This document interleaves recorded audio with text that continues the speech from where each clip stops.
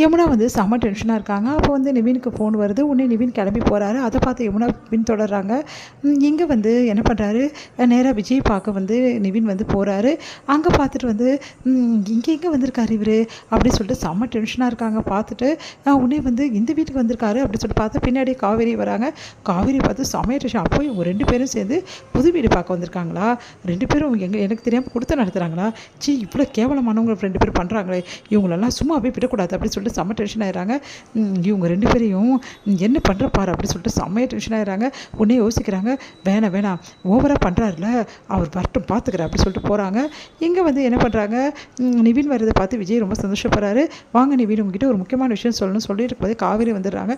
காவேரி நீ எங்கே இங்கே வந்து அப்படி சொன்னேன், என்னால் டென்ஷனை தாங்கவே முடியலங்க, என்ன நடக்குது ஏது நடக்குது எனக்கு தெரிஞ்சாகணும், அதனால தான் நான் வந்தேன் அப்படின்னோடனே, ஏன் காவேரி இப்படிலாம் பண்ணுற, நான் அதான் ஃபோனில் வந்து நிவின் கிட்ட பேச போட்டேன், ஒன்றை யார் இங்கே வர சொன்னது அப்படின்னோடனே, அதெல்லாம் எனக்கு தெரியாதுங்க, இப்போ நீங்களும் நிவினும் என்ன திட்டம் போட போகிறீங்க எனக்கு தெரிஞ்சிடணும், ஒன்றும் திட்டம் இல்லை காவேரி, எப்படியாவது அந்த பசுபதியை ஸ்கெட்ச் போட்டு தூக்கணும்னு சொல்லிட்டு தான் நிவினை நான் வர சொன்னேன், எப்படி பண்ணுவீங்க அப்படின்னோடனே, வேறு ஒன்றும் கிடையாது, நிவினுக்கு பசுபதி எங்கெங்கே இருக்கார் ஏது இருப்பார் எல்லா விஷயமும் தெரியும், அதனால் அந்த இடங்கள் எல்லாம் வந்து சர்ச் பண்ணி எனக்கு சொல்கிறேன்னு சொன்னார்.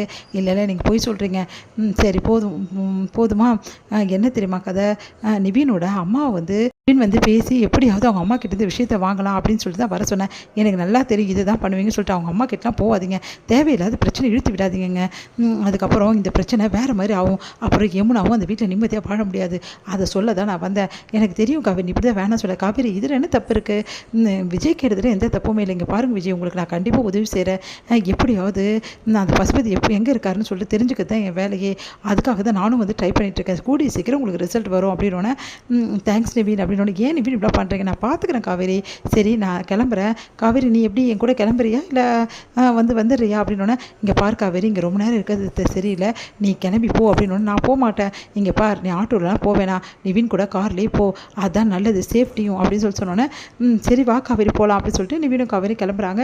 வந்து வீட்டுக்கு வராரு. அதை பார்த்துட்டு வந்து யமுனா செமையாக டென்ஷன் ஆயிடுறாங்க.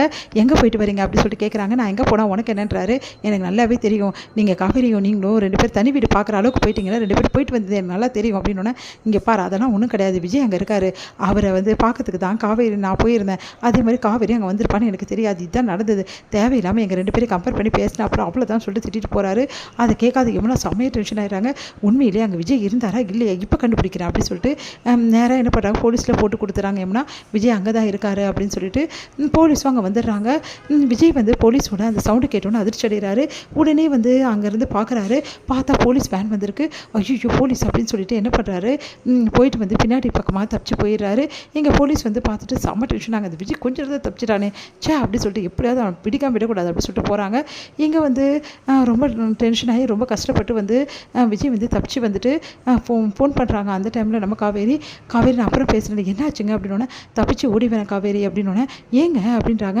இந்த மாதிரி நடந்த விஷயத்தில் சொல்கிறாரு. எப்படி நீங்கள் அங்கே இருக்க விஷயம் தெரிஞ்சிருக்கு, ஒன்றுமே புரியல, நானும் நிவினும் வந்த பிறகு தான் இந்த விஷயம் தெரிஞ்சிருக்கு அப்படின்னு சொல்லிட்டு டென்ஷன் ஆகிற, நீ அமைதியாக இருக்காவே நான் பார்த்துக்கிறேன் அப்படின்றார் விஜய்.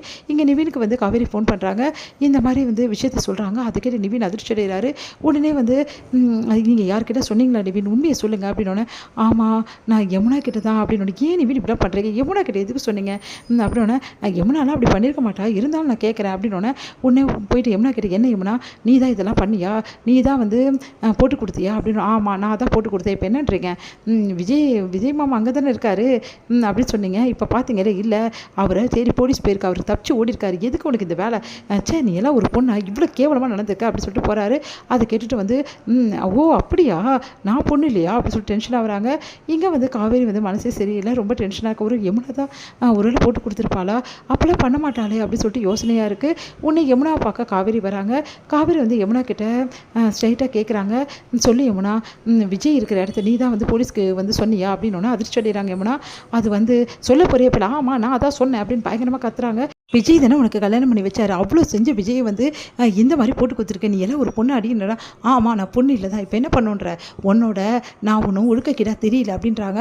அதை கேட்டு அதிர்ச்சி அடைகிறாங்க. காவேரி நீ என்ன சொல்கிற அப்படின்னு, ஆமாம் என் புருஷ கூட நீ தெரியல அப்படின்றாங்க. அதிர்ச்சி அடைகிறாங்க.